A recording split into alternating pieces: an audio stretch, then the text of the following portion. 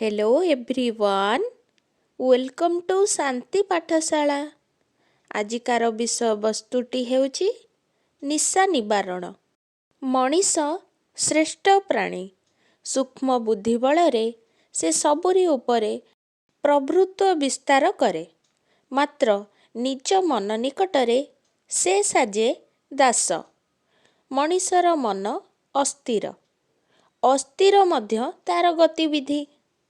अस्थिर मन को स्थिर करने, अनायत मन को आयत करने जे से कृत्रिम मार्गर आश्रय निए। गुंडी, पान, ताड़ी, बीड़ी, सिगारेट, भांग, गंजेई, महुली, मद, ब्राउन सुगार आदि सबु गोटिए गोटिए निशा द्रव्य। ए सबु सेवन करुथुबा मनीष को निशाग्रस्त कुहाଯାଏ। आधुनिक समाजर बहु मनीष चिंताग्रस्त, चिंता मुक्ति पाई, उत्तेजनार ह्रास पाई निशा सेवन करी निशार दास पालटि जाइछि आजिर सामाजिक मनीष। निशाचर ठारू से पालटिछि अति भयंकर। निशाचर निशारे बर्बरता प्रकाश करे, मात्र निशाग्रस्त दिवस निशा सर्वदा अस्थिरता सृष्टि करे। समाजर श्रमकांत मनीष श्रमजनित कष्ट लाघव करिवा पाई निशा सेवन को माध्यम रूपे ग्रहण करू करू निशाग्रस्त होई पड़ुथला। सामंतवादी समाज व्यवस्थारे समाजर विलासी मनीष माने थिले मद्यप। समाजर श्रमजीवी केतेक मनीष क्लांत ओ अवसन्न मुहूर्त को विस्मृत हेबा पाई निशाग्रस्त रही अशालीन आचरण प्रदर्शन करुथिले। खजुरी रस, ताड़ी, महुली, हांडिया इत्यादि श्रमजीवी हरिजन माने सेवन करुथिले। गुंडी, पान, बीड़ी, धुआपत्र, गुड़ाखु इत्यादि मध्य साधारण मनीषंक एक बदभ्यासरे परिणत हेउथुला। मात्र समाजर संभ्रांत श्रेणीर लोके विलास व्यसन प्रदर्शन करिबा पाई निशा सेवन करुथिले।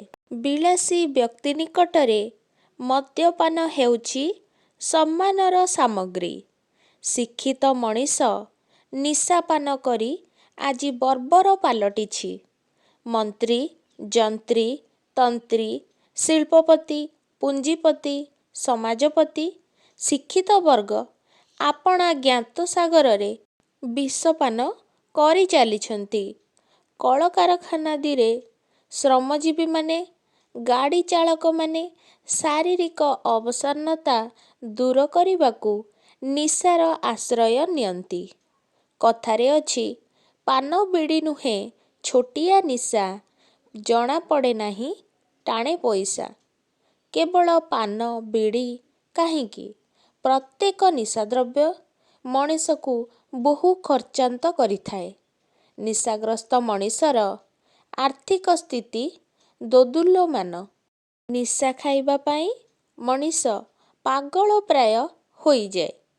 तार टंका पैसा प्रति मोह न थाए। निशाग्रस्त मनीष लक्ष्मी छड़ा।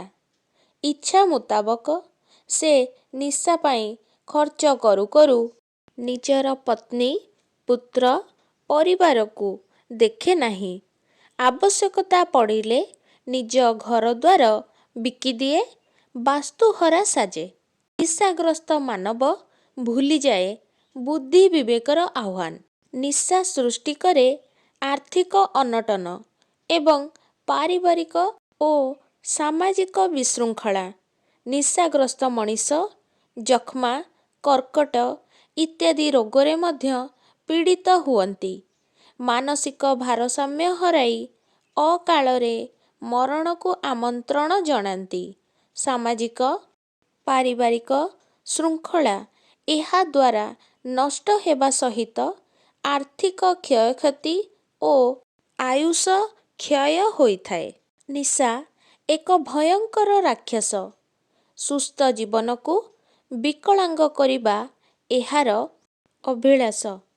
ସ୍ୱାଧୀନ ଭାରତରେ ନିଶା ନିବାରଣ ପାଇଁ ସରକାରୀ ସ୍ତରରେ ଆଇନ ପ୍ରଣୀତ ହେଉଛି।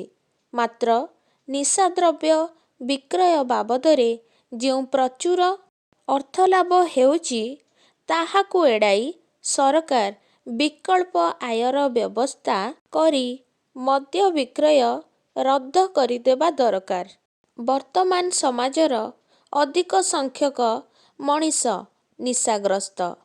ସେଥିନିମିତ୍ତ ଜନସଚେତନତା ଦରକାର। ନିଶା ସେବନର କୁପ୍ରଭାବ ସମ୍ପର୍କରେ ଜନମତ ସୃଷ୍ଟି କରିବା ଦରକାର। ବେଆଇନ ଭାବରେ ଗଢ଼ି ଉଠିଥିବା ମଦ ଦୋକାନ ବନ୍ଦ ହେବା ଆବଶ୍ୟକ। ରେଡ଼ିଓ, ଦୂରଦର୍ଶନ, ସମ୍ବାଦପତ୍ର, ପତ୍ରପତ୍ରିକା ଆଦି ଗଣମାଧ୍ୟମ ଦ୍ୱାରା ନିଶା ସେବନର କୁପ୍ରଭାବ ନାରୀ ପୁରୁଷ, ଧନୀ ନିର୍ଦ୍ଧନ, ଶିକ୍ଷିତ ଅଶିକ୍ଷିତ, ଯୁବ ବୃଦ୍ଧ ନିର୍ବିଶେଷରେ ସମସ୍ତେ ସକ୍ରିୟ ସହଯୋଗ କରିବା ଉଚିତ। ସରକାରୀ ଆଇନ ବେସରକାରୀ ସଚେତନତାରେ ନିଶାଗ୍ରସ୍ତ ମଣିଷର କୁଅଭ୍ୟାସ ପରିବର୍ତ୍ତିତ ହେବ ନାହିଁ। ଏଥିପାଇଁ ଦରକାର ଦୃଢ଼ ମାନସିକ ପ୍ରସ୍ତୁତି। ସମାଜର ପ୍ରତ୍ୟେକ ନିଶାଗ୍ରସ୍ତ ମଣିଷ ଯେଉଁଦିନ ଆତ୍ମସଚେତନ ହେବେ, ସେଦିନ ଅବା ନିଶା ନିବାରଣ ସମ୍ଭବ ହେବ। ଯଦି ଭିଡ଼ିଓଟି ଆପଣଙ୍କୁ ଟିକେ ବି ଭଲ ଲାଗିଥାଏ, ତେବେ ଲାଇକ୍, ସେୟାର ଏବଂ ସବସ୍କ୍ରାଇବ୍ କରିବାକୁ ଜମାରୁ ଭୁଲିବେନି।